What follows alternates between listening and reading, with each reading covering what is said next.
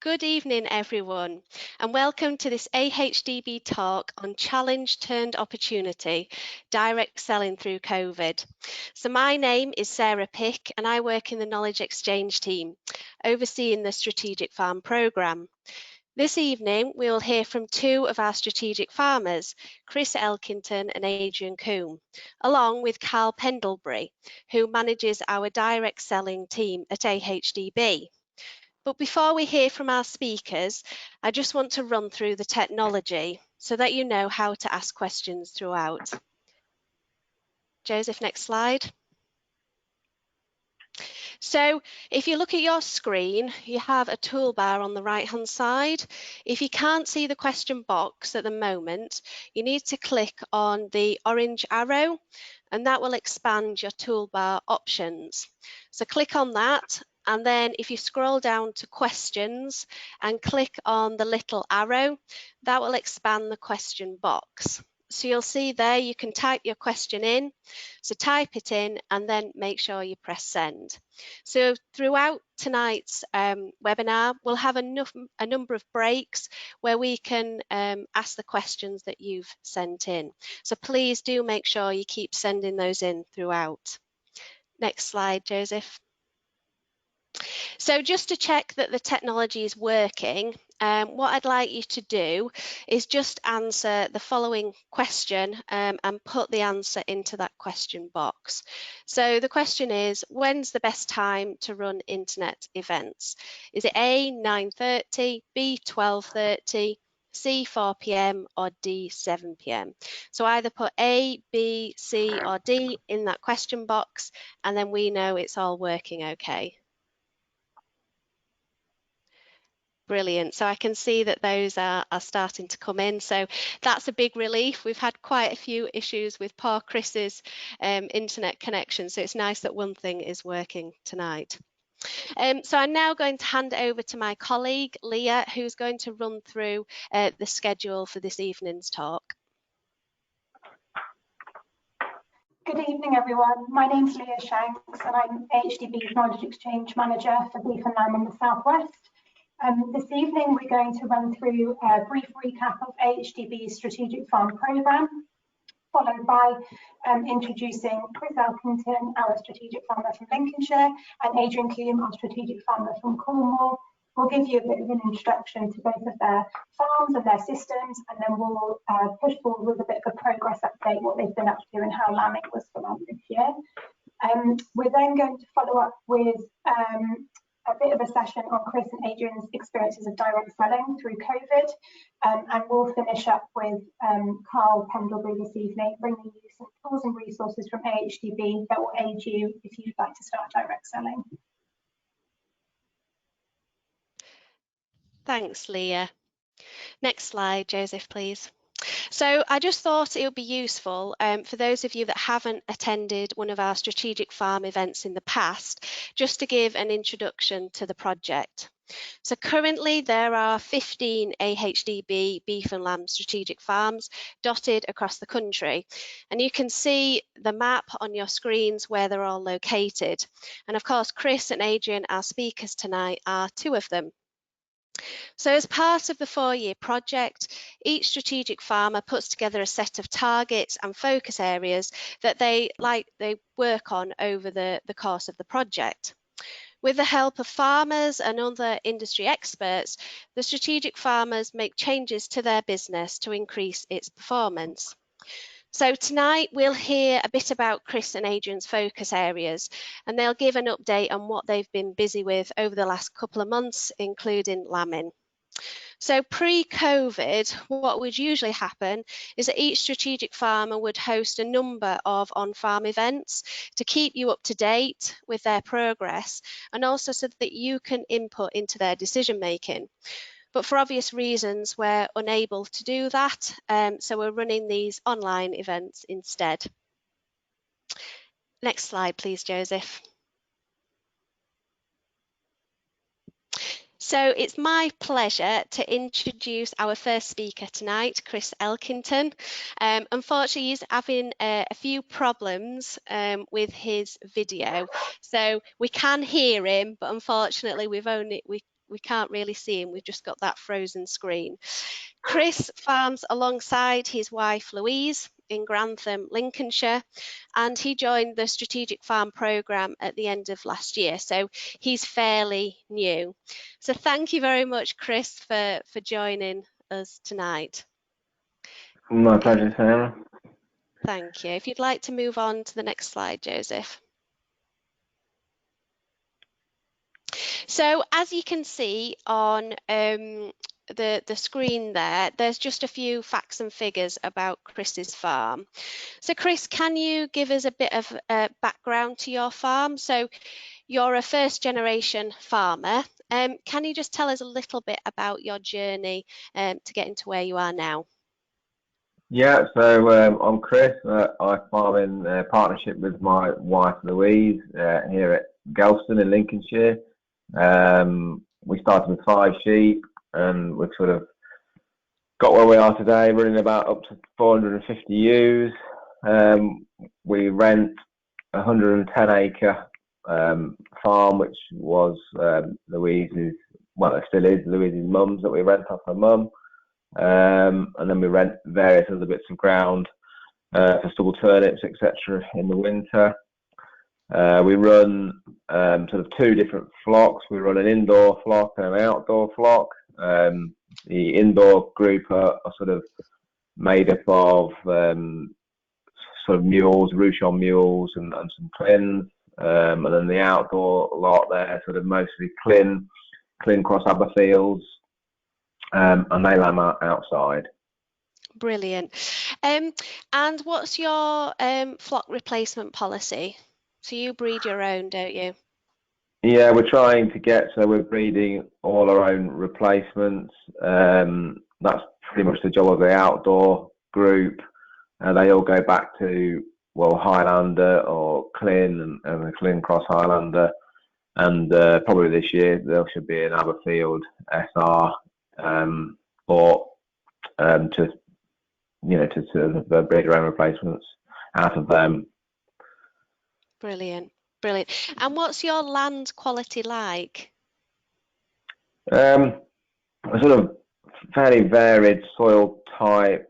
We've got some heavy clay, and then we run onto some sort of like gravelly stuff, and then sort of some iron ore, brashy sort of land as well. So it's quite varied.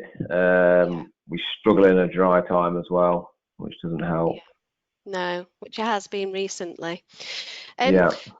So, and obviously you have a direct selling part of your business. Can you just give a little bit of an introduction to that? Yeah, so we sort of run ourselves as Gelston Lamb. We started that probably 8 years ago, and our main intention was to turn everything into burgers and go around all sort of lots of different shows, county shows. And we've sort of got bigger and bigger as the years have progressed, and we do sort of 40 events, probably 45 events a year, or we did do. Yeah, you did do, and we'll hear all about those changes later on. So we're now going to talk about Chris's focus areas, as I mentioned earlier. Joseph, would you like to move the slide on? So Chris's first focus area is his scanning percentage. But before you discuss that, Chris, can you just give us a bit of an update on how lambing went this year? Lambing went really well. The indoor lot probably didn't go quite as well as they ought to do. I don't think we fed them probably quite correctly enough. But that's something we can sort of work on for next time. Yeah. Outdoor lot went absolutely brilliantly. They went a dream, really. We didn't have hardly any problems. We had very few losses. It was glorious weather, which helps. Yeah. They went really well. And do you know what mortality you had over lambing? Well, I know up to now, we're at 9% mortality. Right. That's what we're running at the minute, up to date. Okay. And as we said, your scanning percentage was a focus area that you decided on at the end of last year. Why was that? Yeah, we've had quite a few rough few years really. We had Toxo in the 2018 year, which really hit our scanning through no fault of our own really. So we thought we'd corrected that and did everything, you know, and jabbed everything for that. And then the scanning after that was quite poor again. The outdoor lot were 148. The indoor were good at 197, but we weren't happy with the outdoor flock, and we looked into that, and it came back as an iodine deficiency. And so what this time we corrected it. Yeah, I was going to say, what did you do to rectify it? Well, we took bloods and made sure that was what was going on, and then we have basically we drenched them with an iodine drench, probably 8 weeks before tupping, and then we bolused everything a good 6 weeks before tupping, and it sort of corrected them fairly quickly. No, that's good. And I've just seen a question about the 9% mortality. Was that from scanning, or was that from lambs born? Yeah, no, that's from scanning up to now. Okay, that's brilliant. That's including anything that's died of, you know, like prolapses or lost lambs like that.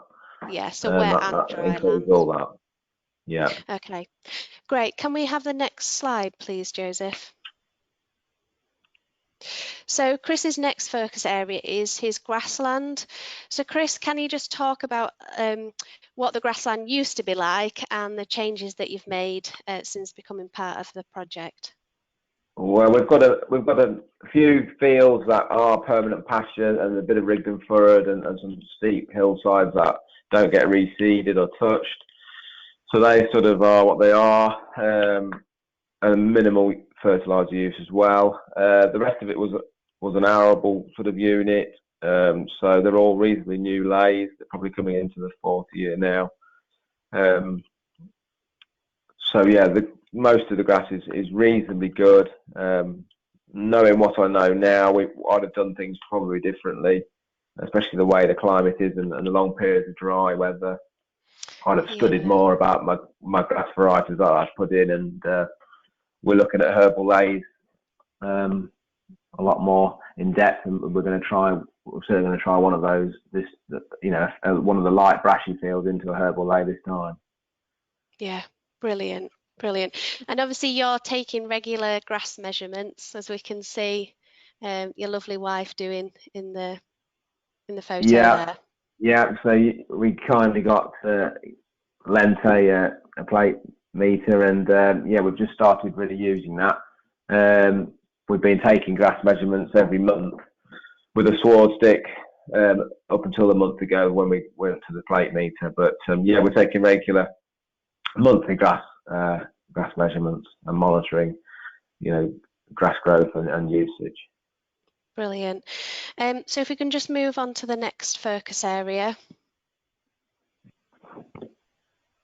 So the third focus area is worms. So Chris, you were provided with a FET pack at the start of the project, which runs fecal egg counts for you. How are you getting on with it? Yeah, we're getting on really well with it. We've always done counts. I'd even gone to the point of getting my own microscope and doing it myself. But then with us being, part of the AHDB, the opportunity came up to get involved with the FET pack, and we jumped at it really. And I'm getting on really well with it. We do them very regularly. We're sort of nearly every 10 days, sometimes a week if the weather looks like it's wet and sort of wormy weather, then we're doing them weekly. But it's a big part of a big part of it really. It's a great tool. Brilliant. And do the worm counts reflect the lamb growth rates that you see? Yeah, I mean, we got to a point where they were really doing well. They were flying really early on, and then all of a sudden they just started to plateau a bit, and they were just starting to go back. And we kept doing counts, and then it showed that we had quite a big burden suddenly sort of come upon us, and it hit growth rates. They were doing sort of 350 grams a day, and then they were down to 160, and they got a reading of over 1,000 strong oil eggs per gram. So it just shows you how much it knocks them. It does, it does. So if we just look at the last focus area of yours, Chris, which is mastitis, and there's a lovely picture there of a ewe with a bad mastitis. So one of the things you've done this year is record the incidences. So what are you currently looking at this year? So we're looking at, I'm just trying to find where we are. We are recording them. I think we've got to have about 13 cases up to now, out of both. Like, it seems to be the outdoor lot which are more prone to it than the indoor.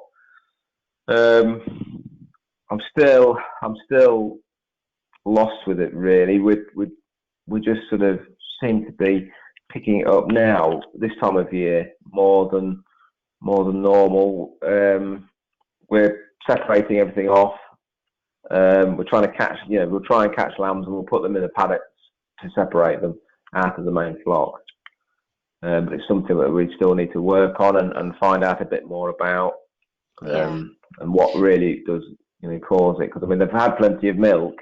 We got the feeding spot on. Really, they had plenty of milk, and the lambs have been doing really well. So it's just a bit strange how all of a sudden it's come on now. Yeah, and I suppose that's something we can focus on over the next year. But thank you very much for that, Chris. I've found the percent. We're running at a 4% figure for mastitis at the minute. Okay. So that's something we can work on. Leah, are there any questions for Chris? We have a couple that have come through, yes. If you have any other questions, please do send them through now or throughout, and we'll have regular breaks for questions.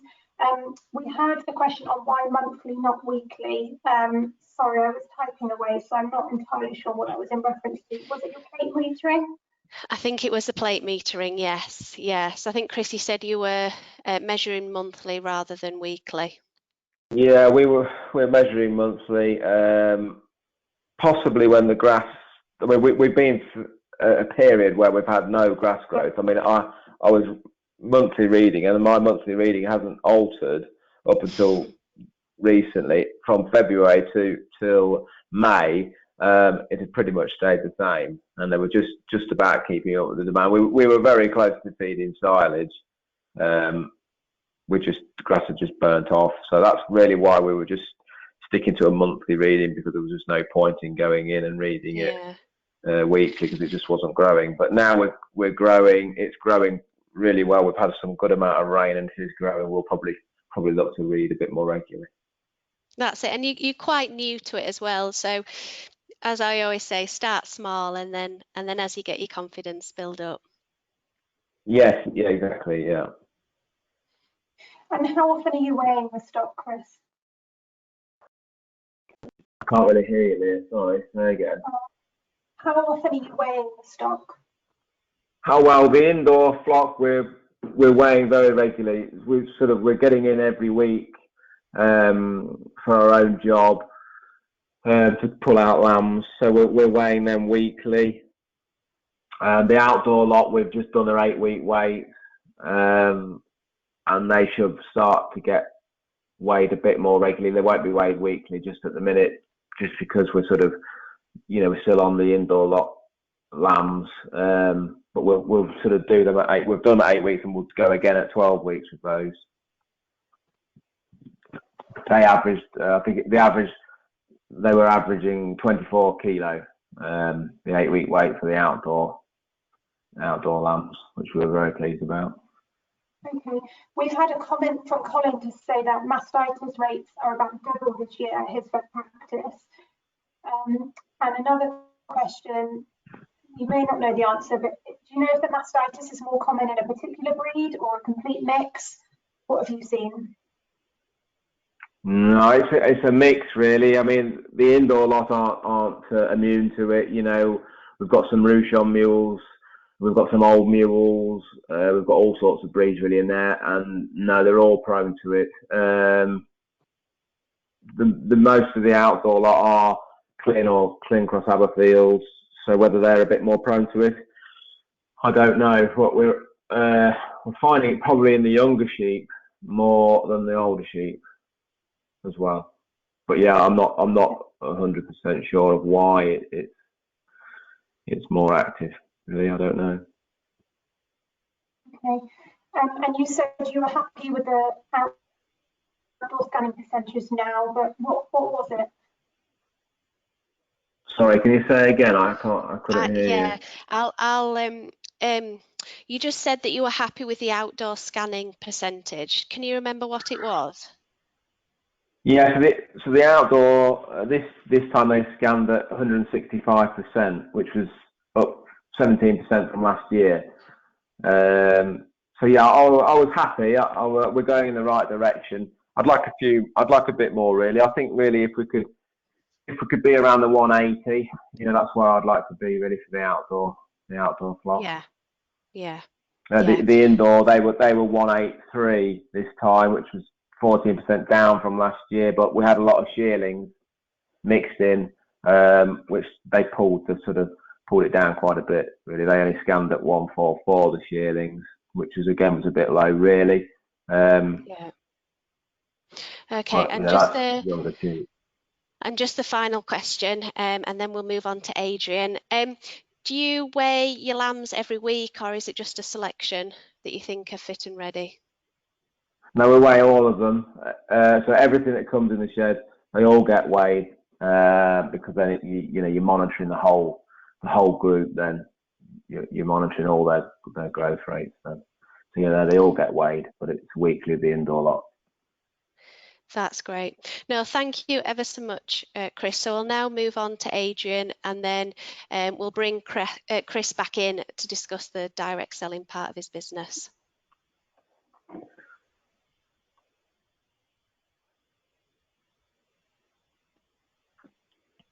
Sorry, everyone, I'm struggling a bit with my sound. Is that any better, Adrian? Yeah, it is a bit, yeah. That is better, okay. So I've had a few comments come in that have mentioned that we haven't spoken much about direct selling as of yet.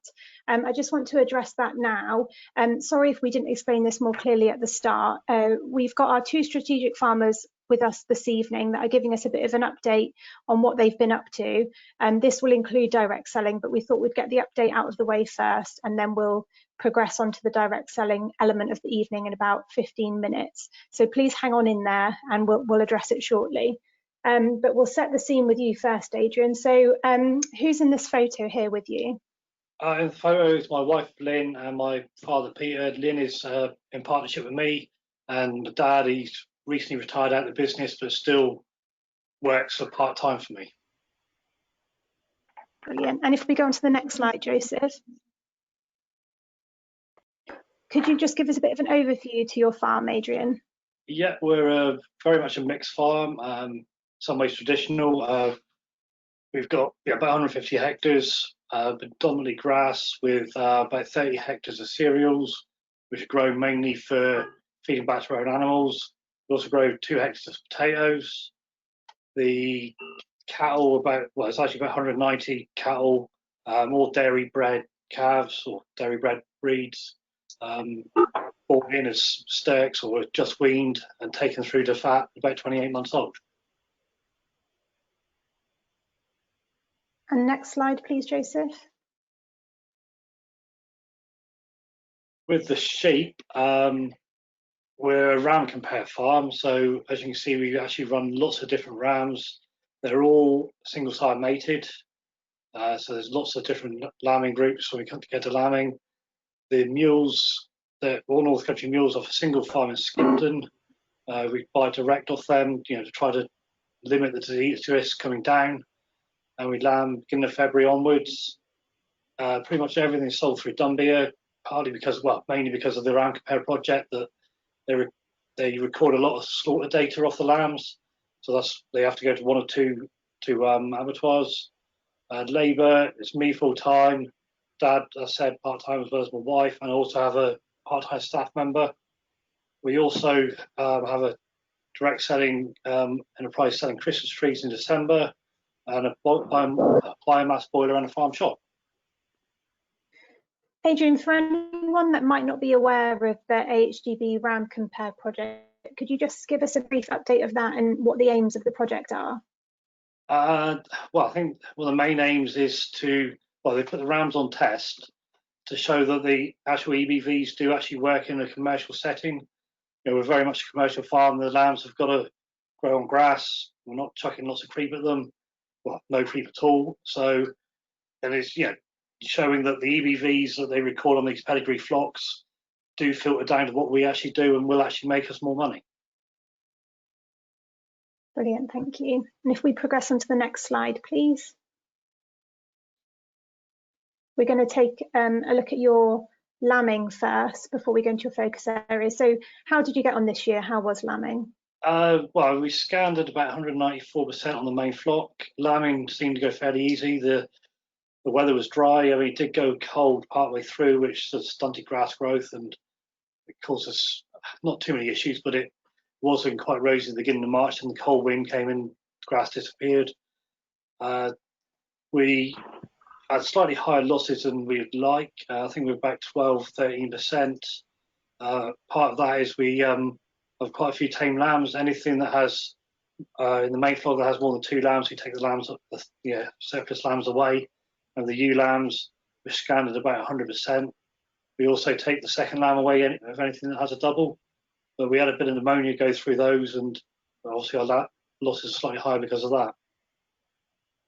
And did you experience any problems with mastitis this year? We're seeing about the same as normal, probably about 0.5%, if that. Okay, interesting. If we move on to the next slide, we'll take a look at your focus areas. So these are the areas you identified for the Strategic Farm project of areas that you'd like to address. So the first one's grassland quality. So why did you pick that? I'm feeling that we've got a lot of permanent pasture on the farm that it's been identified. We've got a lot of creeping bent that I think they need rejuvenating, and so we can get more out of our grass. So if we can improve the quality of the sward, hopefully we'll get to see even better growth rates. So we've got Lupo Diepenbrook as your grassland consultant. He's on board working with you. So what advice has Lupo given you so far, and what have you done? He gave me a bit of advice when I started reseed in the autumn.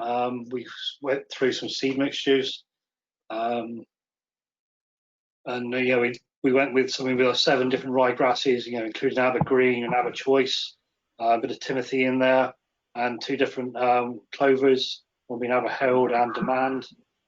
And my big plan was to measure grass growth this year, which hasn't actually come about, to actually identify which fields need reseeding the most, and then look at how do we do that effectively. And what are the next steps for you on grassland quality? Well, it is look at it reseeding some of these permanent pastures, or stitching in seed mixtures to just improve them slightly. Yeah, okay. We look at the next focus area on the next slide. So this is about your grassland management. So tell us a bit about that. We've rotationally grazed the sheep for probably 3 years. The weaned lambs for probably about 6 or 7, but the cattle have very much been pretty much set stocked. So we've spent a lot of time this year putting up fences. I think we put up 1.5 kilometres of internal fences to split up fields into smaller paddocks, so we can actually manage the grazing a lot better and actually get them eating the grass before we move them on, and trying to do 3-day moves on everything. Okay, and for people that have just started with rotational grazing, or people like yourself that are wanting to do it a bit more intensely, water sourcing is sometimes an issue. Has that been an issue for you? Yeah, certainly with the cattle, a lot of the areas where Dad would probably call it being ranched, they were running multiple fields with one water source. So, same again with the fence. We put probably 700 or 800 metres of water pipes in, and probably 6 water troughs, and there's probably another 6 need to go in now. So there's still plenty to do. We're working towards it all the time. And referring back to the lambs, so you've obviously weighed them already this year a few times. So how's the daily live weight gain looking? Average is about 0.9 of a kilo. Sorry, 0.29 of a kilo. Up to a fortnight ago, they're due to be weighed again tomorrow. We've been weighing every 2 weeks since 8-week weights. At the 10-week weights, we pulled 27 lambs to go to slaughter, and a fortnight ago we pulled another, I think, 15 to 17 lambs. So there is a slight variation between the rams, between I think 0.24 up to 0.32. And that's just off grass? That's literally just off grass, yes. Okay, and off permanent pasture as well. Yeah, okay. So if we look at the next focus area on the next slide. So finally, ewe lamb condition. So for you, this is an area where you wanted your ewe lambs to regain condition quicker or better after lambing. Tell us a bit about your experience with that. We've identified that when we're scanning the sheep as tutus, quite often the empty ones are what was lambed as ewe lambs. So, and it tends to be the thinner ones. So we're trying to focus on getting them in better condition coming out of lambing. Having reared lambs, try to get them in better condition so they lamb better down as the main flock. And this is something we'll work with your vet on as well. Unfortunately, we wanted to look at this summer, didn't we? That coronavirus has played,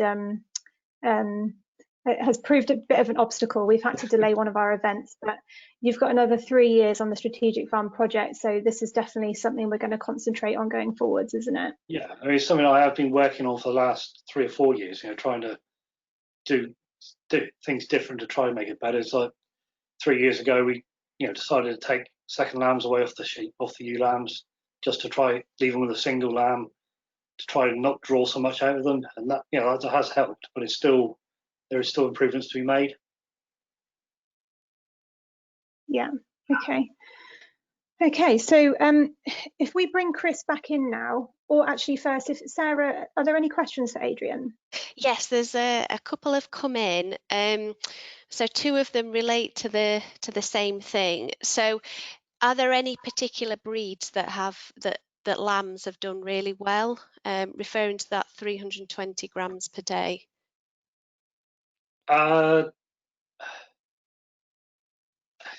There is, you can see certain breeds doing slightly better. I'm going to be careful what I say, really, because the Round Compare project, it's a big picture of the end of the season. It's looking at snapshots now doesn't give you the full picture of how a certain ram has done.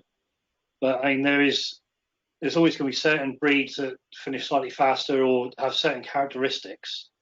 It's like one of the breeds is a Hampshire. Well, we tend to pick them slightly lighter because they will go fatter slightly quicker than, say, a Charolais or a Suffolk. So there is certain things you have to be wary of with all the different breeds. Yeah. Sorry, very diplomatic answer. It was. That was very political. Well done. Another question that's come in that relates to the cattle, actually. Do they have access to the shade in their recently fenced areas? There's fairly high hedges around all fields. A lot of fields also have trees on the hedgerows. So, I mean, cornice hedges tend to be at least 2.5 meters high. So there is some shade thrown by that. Yeah. Brilliant. And another question is, have you tried autumn shearing your ewe lambs? Because this might help growth rates. Yeah, no, we do that anyway. Yeah, that's one thing we always do is shear them. But yeah. Brilliant. And about your pet lambs, you probably have quite a few. Does it stack up financially to rear them? Yes, I was actually asked this in my first meeting, at the launch meeting, and I didn't actually know the answer, but I actually sat down and did the figures, and I think the 2 years figures I had, I was clearing about 20 quid a head after feed and putting labour cost in, water, and straw. Yeah. Brilliant. Another question, you are obviously keen on reseeding. Would you consider a herb/legume lay to help improve growth rates during lactation for your ewe lambs? Yeah, it's something I'm looking at maybe for the permanent pasture to put some more herbal lays in.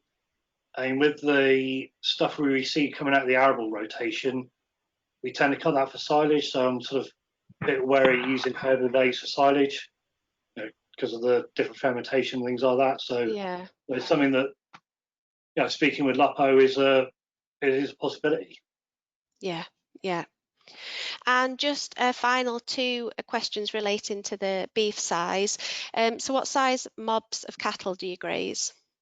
We're grazing anywhere between about 45 to 70 in a mob. So there's basically three groups going around the farm, and there's a small fattening group as well. Right. And are they on 3-day moves? Yes. Yeah, where I can. I mean, there's one block that I haven't quite got split up yet. They're on weekly moves. Right. And finally, what breed sires are on the dairy bred cattle? A complete mixture. I mean, we buy out of the local market, and it's whatever seems the right price for the right animal. There's Friesians, Herefords, Angus, quite a few blues, a few limos. We're looking for a decent size and shaped calf to hopefully hang meat on, basically. So it's as long as it looks right, we're not worried too much about breed. Although we are thinking we ought to be going down more the Hereford and Angus, because they finish easier off grass. So it's something that we're looking into.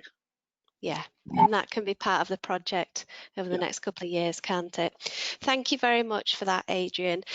So we're now going to move the discussion on to focus on the impact of COVID on Chris and Adrian's direct selling businesses. So this is really going to be a bit of a conversation between the two farmers. So the last couple of months have been extremely difficult for all of us, and it's impacted all of our lives. However, Chris and Adrian have managed to adapt their businesses to turn this huge challenge into an opportunity. So I'm going to ask you, Chris, to start first.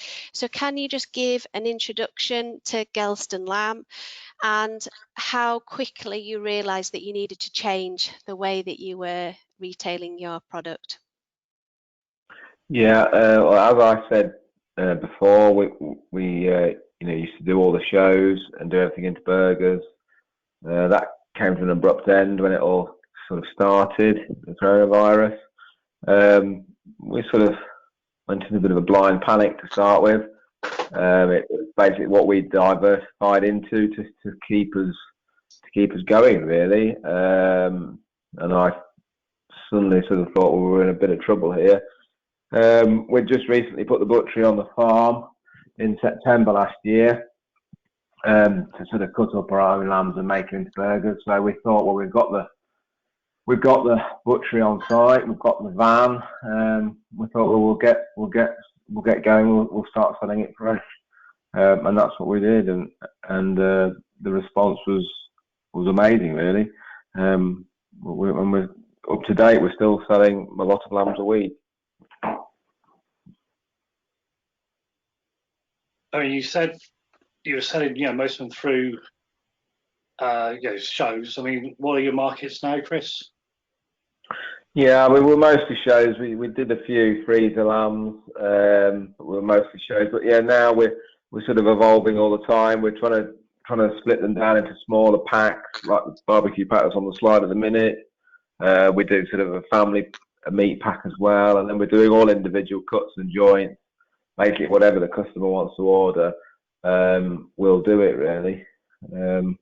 We're sort of finding that it's probably easier to do them at the back and to show people what they get, because not everybody, really understands or are not used to buying the meat, paying it per kilo and without sort of seeing it in front of them. It's very difficult sometimes for them to think what they actually need. So the route we're going down is sort of the more of the packs and sort of doing that for them.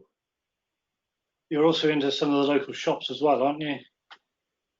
Yeah, we sort of started supplying local shops. We're in a local spa, and we supply quite a few of our little local independent shops as well. They go well. It's just getting it out there, isn't it? And selling it really. You know, we sell a lot to some local pubs as well. But it does seem to be going well at the minute. Well, I spoke to Chris last week, and he said to me, you know, when lockdown happened, he had a bit of staffing issues with his butcher. I mean, would you like to explain, Chris, and how you've overcome it? Yeah, I mean, we had a sort of a retired butcher that came and helped us out when we were doing the catering events. Obviously, he sort of went into isolation, and luckily I'd been sort of watching him a little bit and picking bits up, and then I suddenly realised that I'm going to have to do it myself. So I got on YouTube and sort of taught myself, and got to do it really like that, and that's how we've done it ever since really. And I'm quite capable of doing it now. It's not too bad a job at all. I remember we have a girl that helps us as well, doing the cooking events, and she was a day a week with us. And when it all kicked off, we sort of said to her that, you know, we're going to have to lay you off. There's not going to be enough work. And then I remember ringing her back about a week later, saying, "You better come in. I've got 10 lambs to cut up." So, and she's been with us ever since now for 3 days. 3 days a week. So that's good. It's created a job for her, and it's going well. How's everything with you, Adrian? Yeah, very good. We obviously, when lockdown happened, we were busy lambing. The media was saying there was a shortage of various things in shops, and we grow our own potatoes, and that was one of the things that was a shortage. So we have a small farm shop on site that we've been selling direct since probably about 1994. It started off with Dad. Basically, the spud price was £45 a tonne, and even at that price, you couldn't sell the potatoes. We had quite a lot in the shed, so he put 2 or 3 tonnes on the lorry and went and parked on a lay-by. And he sold out by lunchtime. We had to come down and get some more. And the first sort of, I assume it was probably in the spring he started. He was selling about 3-4 tonne a week for that spring. And the following year, he started off in September and carried on through the winter, and we've sort of sold direct like that ever since 94. And we over the years added local collies and Swedes and other various bits and vegetables. Similarly, in year 2000, or roughly around then, the lamb price was actually shocking, and because we already had the outlet, we started to offer our customers lambs, mainly half lambs, and it sort of went all right. We were always a bit disappointed that we had them cut by the local abattoir, and they always came back different and basically hacked up as quickly as possible. So we then looked at we looked at a training course for me and Dad to actually do a butchery course. We found someone who could do a course, but nowhere to actually facilitate it, no room. So we actually put in a training room on the farm to run these courses, and I think we ran courses for nearly 10 years, but never had time to do the course myself. So then when the training money dried up, we did a bit of lamb after that, but it was always, we were doing beef as well. It was always a case we were struggling to sell like the more expensive cuts, especially like the fillet of beef and the expensive roasting joints, because the area we're in is not that affluent. It's always a struggle to sell those high-end cuts.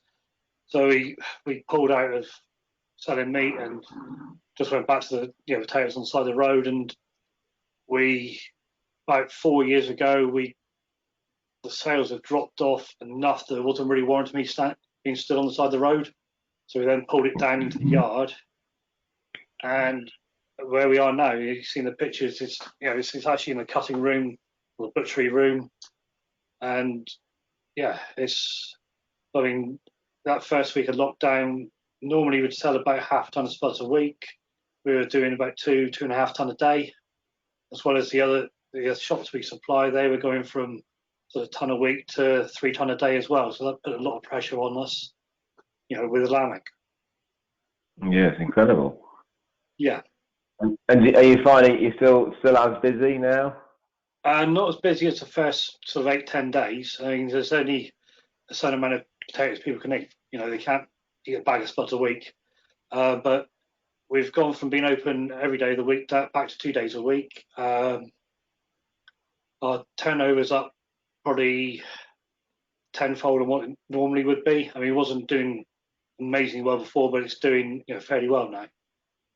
Yeah, that's good. I hope that people continue to support people like yourselves and us who have been doing this. So let's hope they keep supporting it. But have you? How do you advertise all your products? We're mostly Facebook. We're on Instagram. We're on Twitter. All those social media platforms really, but Facebook is where most of it is sold. We've got our own page on Facebook, and we sort of we're on it quite a lot really, daily updates and what we've been doing on the farm, etc., and the butchery, and that's where we sell 90%, I would say, of it goes via Facebook.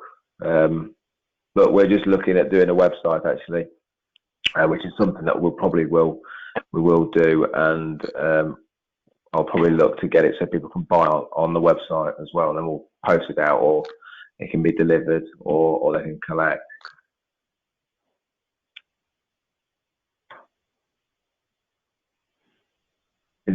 Are you planning to sort of expand your side of things?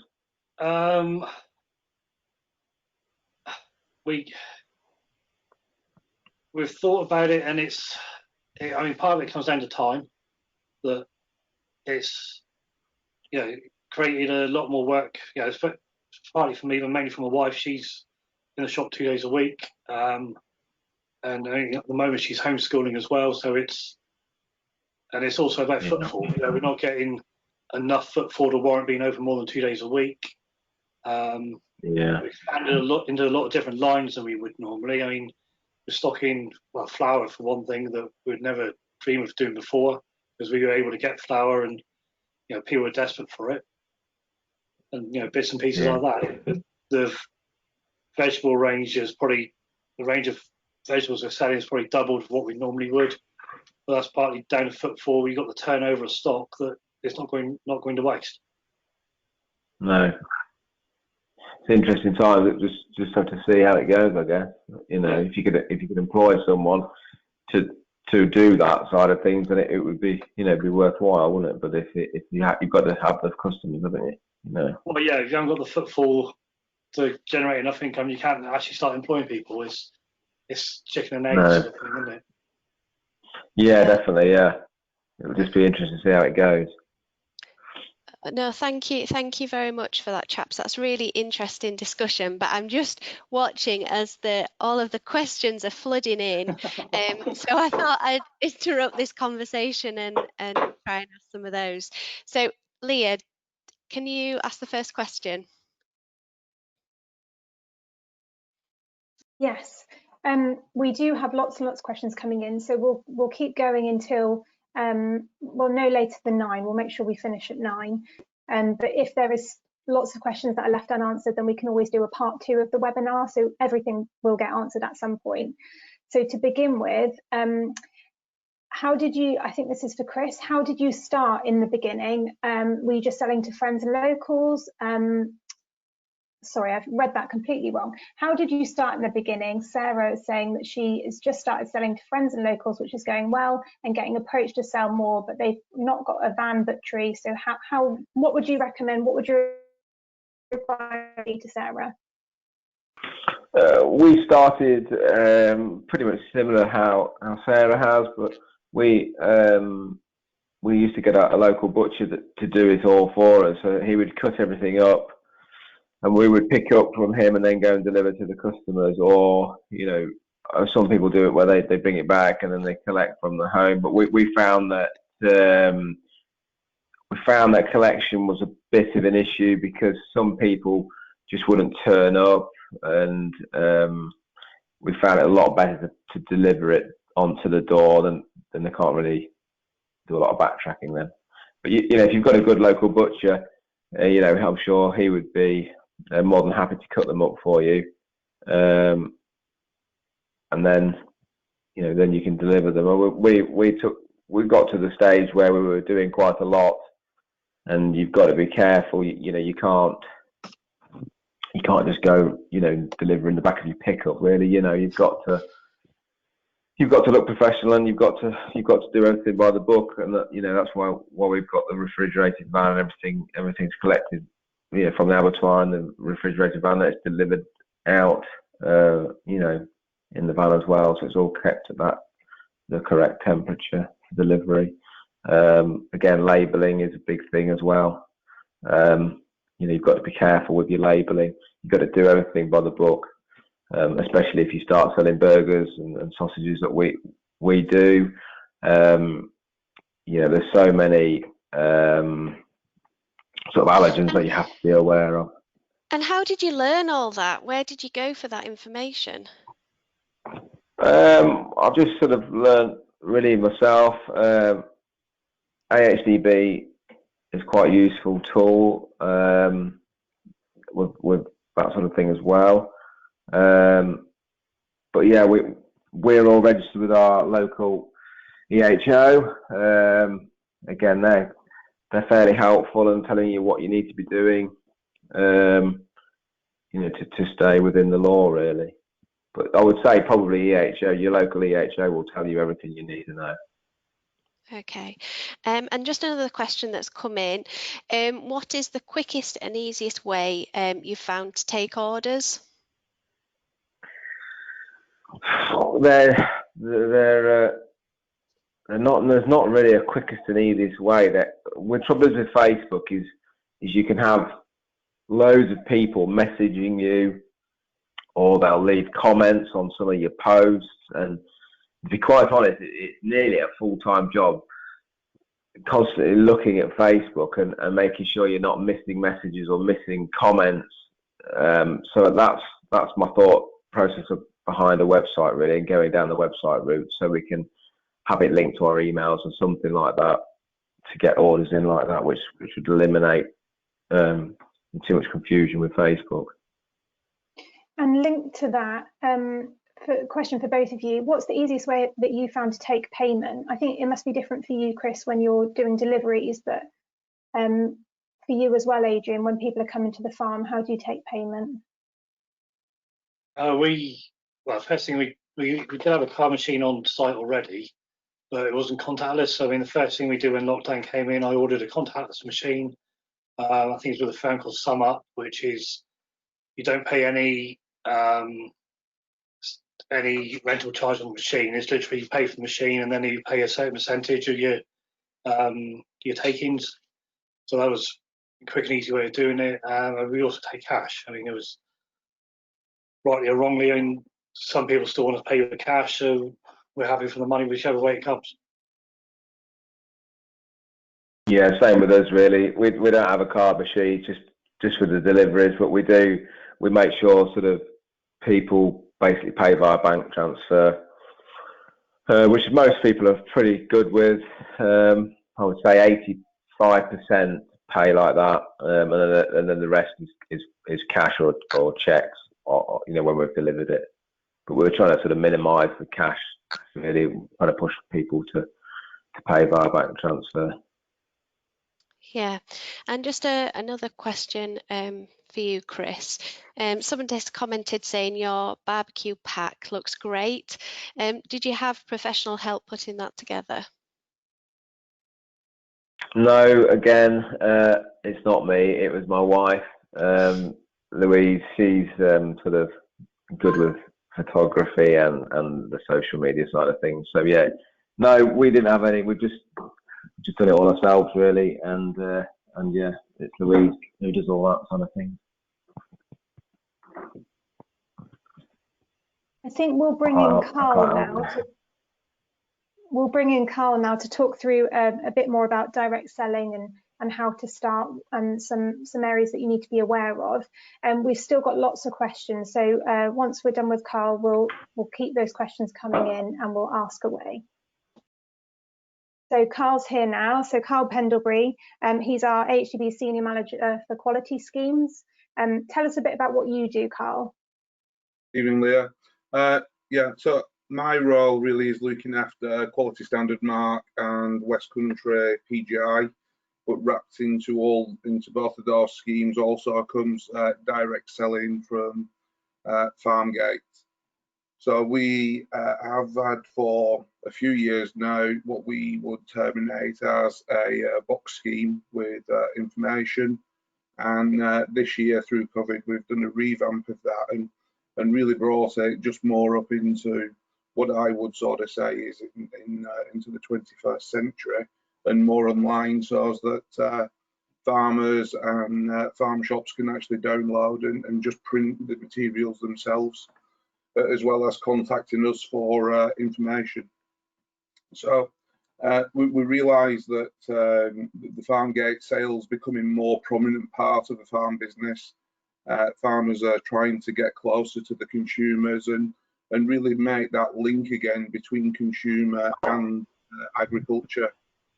The boxes that we've produced are single species, but we do have beef and lamb, and you can utilise both of those. And it fits well with other items that we produced as well. So within the box scheme itself, you get the cutting specifications, which is just a guide to what you can actually cut within each of the boxes, so that you're not left with one end or the other. The yield guides and costing information, so that you're actually maximising the carcass. We can provide recipes and promotional materials just so that you can actually try and engage with your consumers to try and bring in a repeat purchase and just add value to what the boxes are, so that you get that repeat and that confidence for people to come back.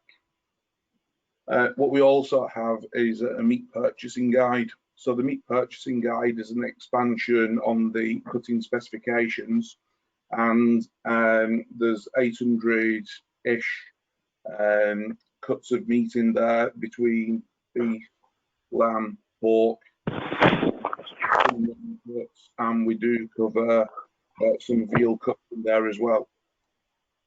That also links in very nicely with the app that we have, which is called the Meat Purchasing Guide. It's a completely free download. There's no in-app purchases, and it's available on App Store and Google Play. It's going through an update just at present, and that links in with the specifications that are in the Meat Purchasing Guide, but it also takes you through a step-by-step guide of how to cut those particular cuts out of it. Along with many YouTube films if you're wanting to teach yourself butchery from our in-house butchers, Dick Van Leeuwen and Martin Eccles. If you're wanting to bring in more education around the meat and try and educate the consumers more, that we've got a full education program. There's around 20 modules on there, which covers everything from point of slaughter through to what we would call front of house, so the waiter, waitresses, sort of the farm shop and shops that are dealing with consumers. So you can pick and choose the modules that you'd like to do. Each module takes around 2 to 2.5 hours to complete, and each module's got an individual certificate that goes with it. And we'd recommend that people going into shop sales actually just go through some of those so that they've got the right terminology with the consumer, and try and bring all that together and link it with the same language. Next slide, please, Joseph.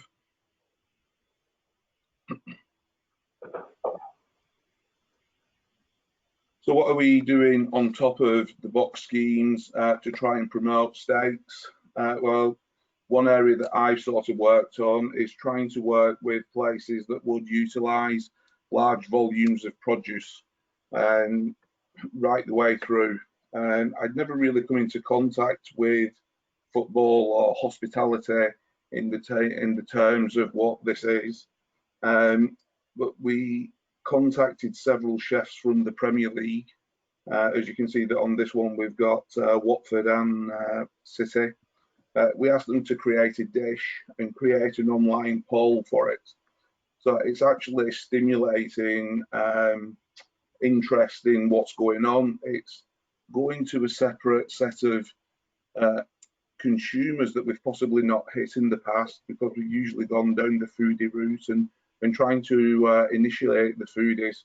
I think coming through this route, we're trying to get to the football fans who generally don't go and do the shopping, to try and say, come on, let's go and have a steak, and try and initiate that purchase that way. And we think that it's sort of working. We've had in 6 matches around 500,000 impressions and into different social media accounts, and we can see that not just through this but our other marketing activity, that steak sales are on the increase. So that's absolutely fantastic for that. It's a little bit of fun. This week we're switching out into cricket. So if there's lots of cricket fans out there, you need to go into on Twitter at QSM_Beef Lamb and make your vote on Friday evening or Saturday. It's Kent v Sussex, and it promises to be a fantastic match. Thank you. Thank you, Carl. That was really interesting. We've got lots of questions and some that I think you can answer as well. Joseph, if we move on to the next slide, and we also bring back in Adrian and Chris.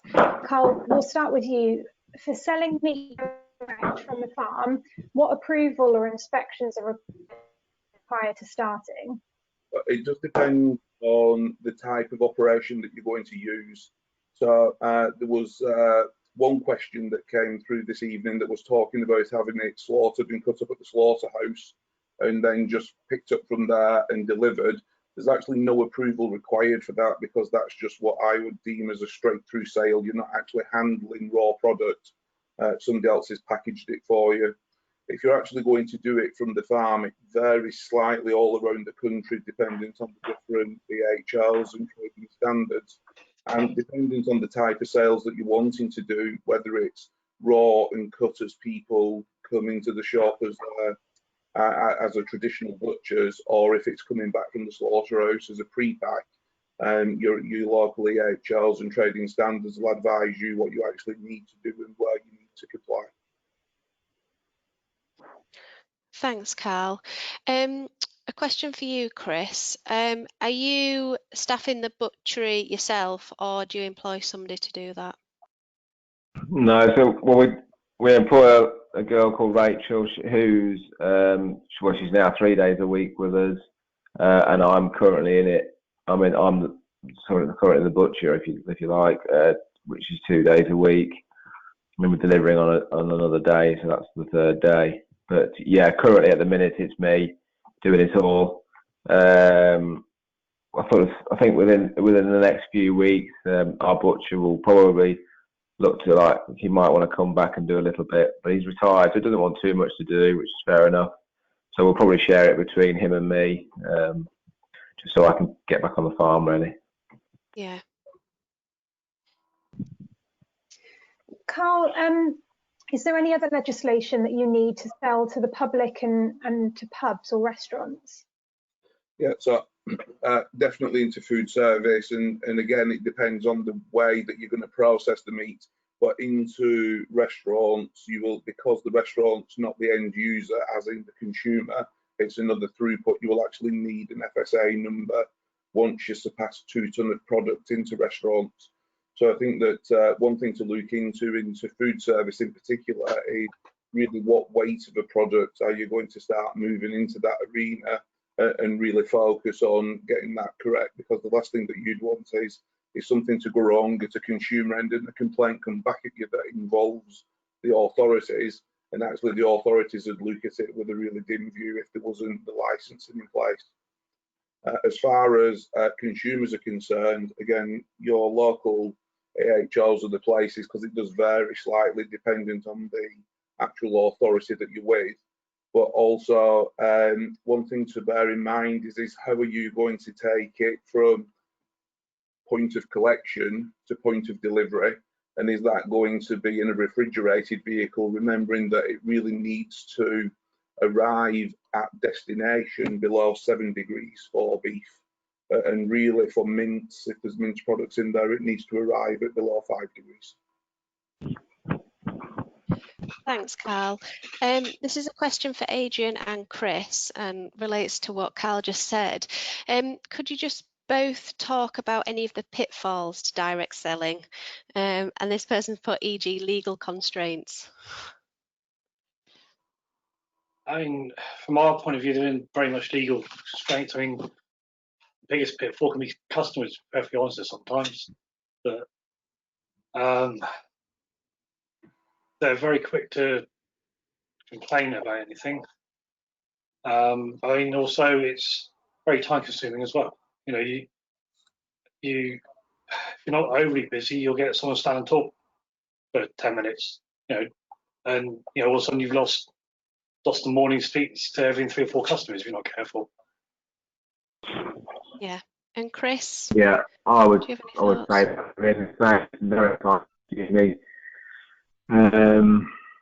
You know, the sort of busier you get with it, the more time it takes up, you know, and then you're pushing yourself trying to, you know, run the farm as well. It's fine as long as you can keep selling enough stuff to warrant taking on people to help you. But yeah, I mean, you've got to be right. You've got to be right, especially when you start selling stuff with ingredients in it. You just got to be doing everything by the letter of the law, because you know, you don't want any comeback at all with allergens or anything like that. Relating to that and your time, you've both obviously got your day jobs. So have you found any ways to reduce your time and workload on these sides of the business? Well, go on, It's very hard to reduce what we're doing. I mean, as I said before, my wife basically runs the shop, but I mean, there's also a certain amount of time I need to be there. You know, setting up in the morning, you can soon lose 1.5 hours, 2 hours just putting everything out ready for the day. Yeah, I mean, other than that, there's not really much I can do. We're sort of lucky that we're busy enough to employ Rachel for 3 days. You know, I couldn't do it without her. You know, Louise is busy homeschooling the children and looking after the sheep really as well when we're in the butchery. So yeah, you know, it's difficult really. You know, you've got to obviously sell enough stuff to be able to afford to pay staff's wage, and then try and leave some for yourself as well. But you know, I find myself really, we're busier than we've ever have been. You know, we're sort of 14 hours in the butchery, you know, or certainly on one day and probably 12 hours on the next day, and then delivering is another 10 hours sort of day, and you know, it's just it's really busy at the minute. And regards the butchery, Chris, how did you design that? And did you have any planning issues? No, I just sort of designed it myself, really. You know, we'd sort of, you know, using our local butcher, I've sort of been and looked and seen how they set up things up, and we just did it all ourselves, really. You know, you just once you get doing something like that, you get to know what works and what doesn't work, and where things need to be, and stuff like that. Yeah. So yeah, no, we did it all ourselves.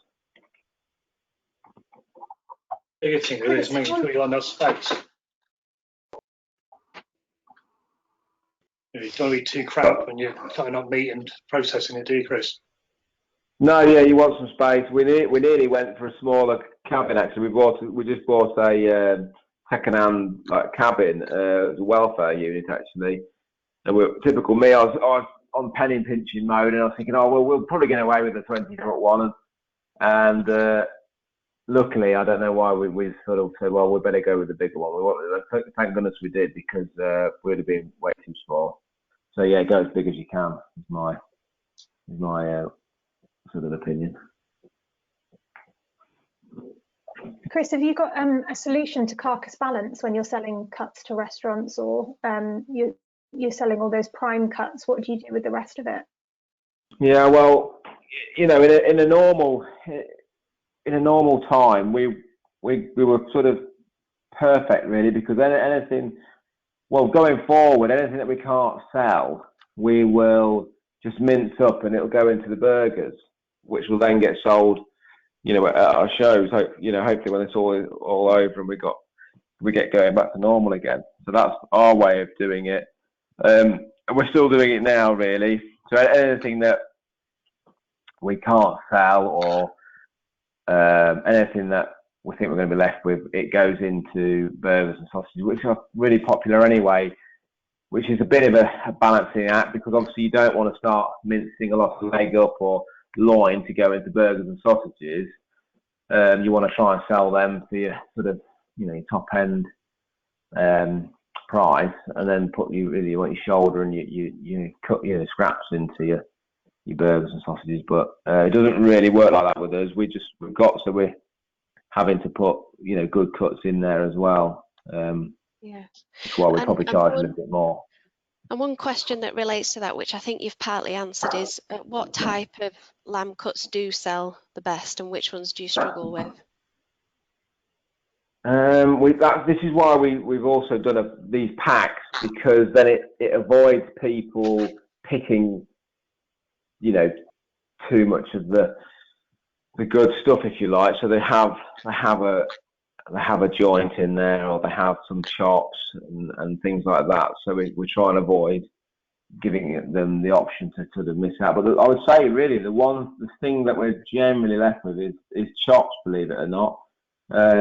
Whether they're deemed as expensive, or whether maybe people don't really associate them with being on a barbecue. I don't know, but that's what we seem to be left with most weeks is just chops. Oh, that's interesting. I think normally they go well. I normally just put them on social media or something and do them as a bulk, and generally they go. What we tend to find is if we have got some stuff left over that we haven't met, or, you know, if we haven't got spare from orders, well, I just take pictures of it and I put it on Facebook, and generally it goes like that. It almost seems like people like to see it to buy it. To know it's real. Yeah, probably. I think as well, when you look at lamb loin chops in particular, and you look at the research from consumer end, actually the three things that consumers say that puts them off lamb is actually expense, fat and bone. And the loin actually sometimes just looks a little too white for them, because it's actually quite a pale flesh to start with, and then you've got the fat on top of that, and you've got the bone in the middle, and it's probably the most expensive area of the carcass as well. So you combine all three things. Actually, what really aids them to sell it is actually to take that fat down to sort of 4 or 5 millimeters, leave a long tail on there so it wraps round, and it actually looks like a nice disc of meat that's in the middle of it with a small bone, and that really catches people's attention. Yeah, that's a good point, Carl. Yeah, we leave our bones on the loin chops, but we could probably bone them out and, like you say, roll them up, which would probably help. I think you could leave the bone in there, Chris. Just leave a longer tail, trim the fat off the top slightly, and just wrap it round so that it looks like a disc instead of just a crescent. Yeah, I'm with you. Yeah, I mean, we quickly learned that people don't want fat. You know, they don't want to be paying for fat. And we've got so we're fairly. I think we're fairly good with it, what we do, and we're fairly good at picking lambs out. You know, sort of the right spec really for us. They can't be over fat. I'd say, looking at the photographs that I've seen online, you're excellent at it, not just quite good. Oh yeah, you're too kind, Carl. Chris, how do you package the meat up? Is it vacuum packed? Yeah, we're all vacuum packed. It has its pros and cons, I guess, but yeah, it works for us.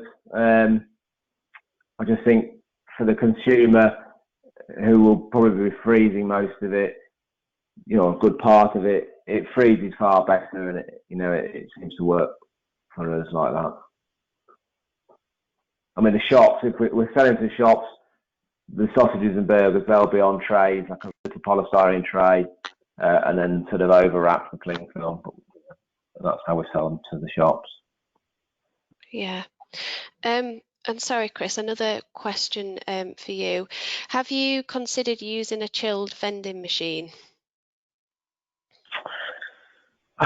Yeah, well, I've thought about it maybe a little bit. We're not in a great place. We're really rural.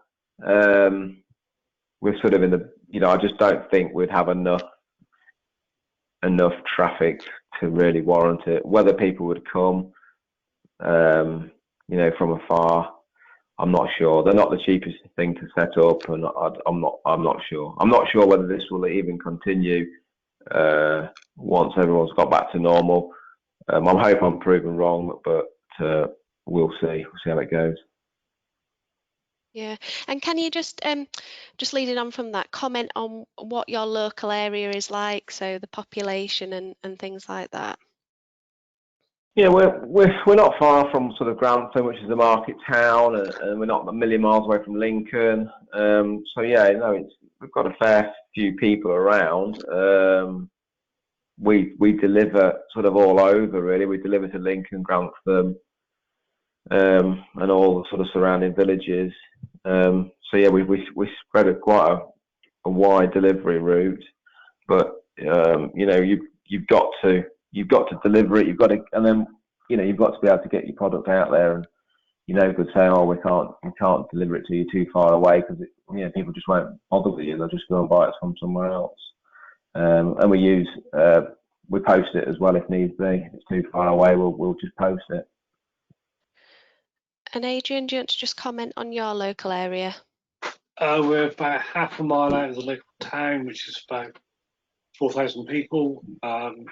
Main employers, Skinsters, which you've probably seen in all the service stations up and down the country. And we're about 15 miles away from Plymouth, so we're sort of a satellite town with not very affluent at all, really.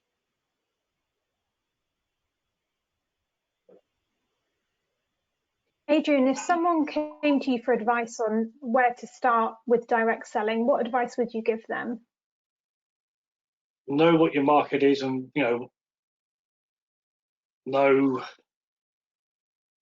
is there a gap in the market as well? I mean, I had an advisor come off farm, partly through the Strategic Farm project, and he said you need to build a farm shop just outside of the town. And I turned around and said, well, there's 2 or 3 local cafes that would take the food market out. There's not enough money in the town to actually stop, spending, paying a premium for meat and things like that. And there is 3 or 4 other farm shops dotted around in 10 miles that are established and have already got the market, have already got the footfall. So it's very hard to draw them away, except for maybe just the initial opening. So to know your market. Yeah. And what would you say, Chris? What would your advice be to someone starting up? Yeah, I would agree with that. You've got to do a bit of research, see what people want, especially with lambs and meat. People don't always want a massive, great, freezer full of lamb or whatever. We found that, also you've got to get your costings right, because you can soon be a busy fool if you're not careful, especially with whole and half lambs. Just make sure you've got your costings right, and sort of look and know your market and see who else is doing it around your area, and there's only enough customers for so many people, isn't there?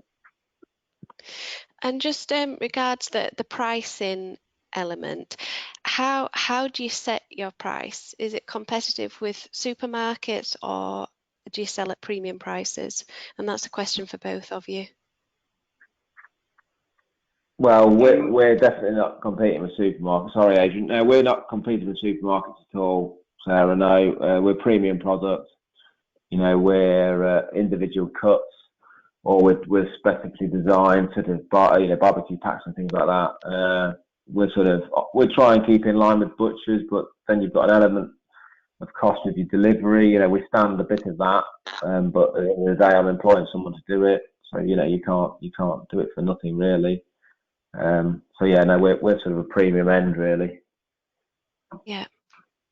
And Adrian? With us with the potatoes, we're sort of comparable to other people selling 25 kilo bags.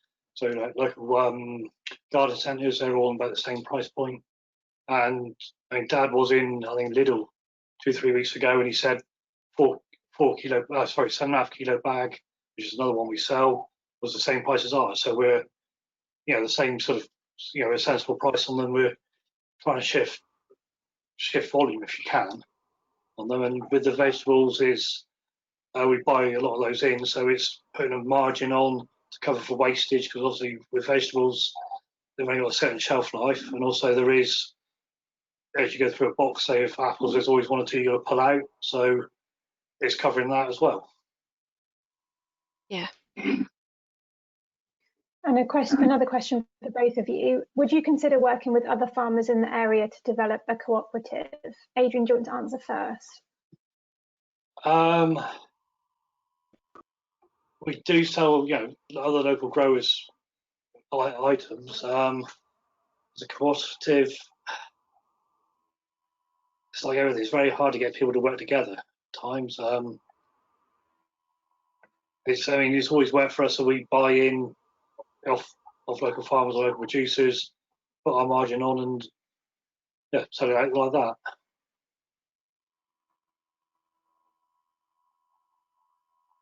And Chris? Yeah. I'm not sure really. We would probably, I wouldn't mind selling, you know, someone else's produce as well if there was a margin in it for us. I don't know. We've sort of looked down the route of probably doing a few pigs ourselves and selling them alongside our lamb. But at the minute, we're sheep farmers, and you know, this is our product that we're selling, and I think that's probably the route that we'll keep down. I say with Chris, a lot of it's about his brand, and his brand is Gelston Lamb, and it's nearly protecting that brand, Chris, isn't it? Yeah, exactly. Yeah. I mean, we've worked hard to create a brand really, and you know, it's not just happened overnight. You know, the shows were very good for that. It got us out there, and we're sort of fairly well known now, I think, really. So yeah, I wouldn't really be very keen with jeopardising that, you know, to go and involve somebody else, really. Yeah, and you know, over the last couple of months, you've both gained customers. How do you plan to maintain those customers when things gradually go back to normal? With us, we're sort of, from the outset, we've sort of said if we retain 10%, we'll be very happy. You know, people are very fickle. You know, they'll come to you when they've got a need, but as soon as like the supermarkets come open and social distancing goes, we'll probably lose a lot of those because it's just convenience. You know, you go to one shop, pick everything up, rather than thinking, I need to go here for such and such, here for something else. I mean, whether that's a skeptical view or not, I mean, it's you know, we try to, with potatoes, we're certainly competitive, and the other vegetables, you try to be as competitive as possible, but it's like at the moment, cauliflowers, I think in Tesco's are £1. We can't buy them less than £1.65. So our price point is obviously going to be higher than that because we can't buy them as cheap as the supermarket can. Yeah. And Chris? Yeah, I agree. I think I'm really sceptical about it. I think people have got really short memories, and I think as soon as it gets back to normal, I can see it just petering out. If I'm honest, I hope I'm wrong, because it's you know, it's been a good thing for us. It's created a job as well. So I hope I'm wrong, but we'll just keep trying to adapt and trying to keep sort of, you know, thinking of new things to keep selling it. But it will become quite difficult, I think, when people get back to work full time. I think time will be an issue. People like convenience, you know, and not everyone's in for a midweek delivery. You know, we have thought about going to a Saturday delivery, but then again, with that, not everyone's in at the weekend. So I don't know. I think that's why we're sort of thinking going down the website route, and then try and keep it going like that. But we'll see. We'll see.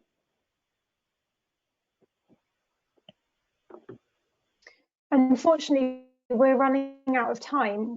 There's lots of questions left, but we've only got 4 minutes until we need to end the event. So I'm really sorry we haven't managed to answer everything. The demand is obviously there, so we'll look at doing another event for you soon. And Joseph, if we could move on to the next slide, please. I'm not sure how you've all heard about the event this evening. You might have seen us on social media, or you might have had an email through. Please do, if you haven't already, log on to the website and fill in the keeping in touch form so we have your latest up-to-date details. That means we can get in touch with you and tell you when there's relevant events in your area, and just keep in touch with the latest market information. You can unsubscribe at any time. There's also a link there to our Facebook page and our Twitter page, which we update regularly. Next slide, please. Yeah, so all of the resources that have been discussed tonight are available on our website. The link to all the direct selling publications is there, so please just go and click on that. We also produce a number of technical manuals as well, and you can find those in the knowledge library part of the website. We've also produced a number of webinars, particularly during the last couple of months, and they're all posted on our YouTube channel. So please do go and have a look at those. Further to that, we've also been busy recording podcasts for you. These are available on Audio Boom, on Spotify, and lots of other areas. Our latest one has been with strategic farmer Neil Brown, who's also given us an update, so please go and check that out. We've got our next event on Thursday, the 9th of July at 7:30, and we'll be focusing on decision making through challenging weather conditions. All other meetings can be found on our website, ahdb.org.uk/events, and you can also register to book for the decision making event shortly. I don't think the link's on there as of yet, but it will be on there imminently. So check out your emails and keep in touch with us. So we can just have the final slide, Joseph. So it's my job just to bring the meeting to a close. I'd firstly like to thank all of our speakers, so Chris, Adrian and Carl, for a very informative meeting. I'd also like to thank my colleague Joseph, who has been working behind the scenes to ensure that any technical glitches are minimised. Finally, a big thank you to all of you guys that have listened in tonight. I really hope you have enjoyed the conversation. The meeting has been recorded and will be posted on our YouTube channel shortly. So if you have really enjoyed it, you can watch it again. Once the webinar ends, you will be taken to a survey. Please, if you can, fill that in, because we really do need your feedback. This helps us tailor meetings such as this towards your needs, ensuring you get the most out of them. So thank you once again, and good evening.